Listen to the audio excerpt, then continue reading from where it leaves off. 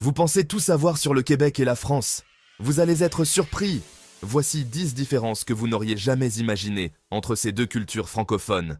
Première différence, la langue. Bien que le Québec et la France partagent le français, certaines expressions québécoises peuvent laisser un français complètement perdu. Par exemple, au Québec, on dit « chauffer la cabane » pour chauffer la maison. Deuxième différence, l'accent.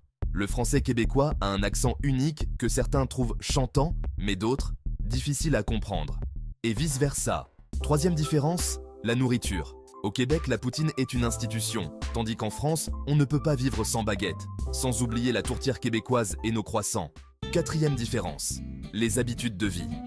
Au Québec, les matins se vivent souvent avec un café à emporter, tandis qu'en France, c'est sur la terrasse d'un café que ça se passe. Cinquième différence, les mots du quotidien. Les Québécois disent « courriel » au lieu d'email et utilisent « magasiner » pour faire du shopping. Sixième différence, les coutumes et traditions.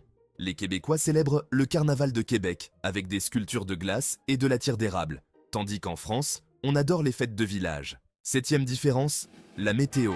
Au Québec, préparez-vous pour des hivers glacials avec des tempêtes de neige, alors qu'en France, les hivers sont beaucoup plus doux. Huitième différence, le système éducatif. Au Québec, l'école primaire commence dès l'âge de 5 ans et le cégep est une étape intermédiaire unique avant l'université. Neuvième différence, l'attitude envers le travail.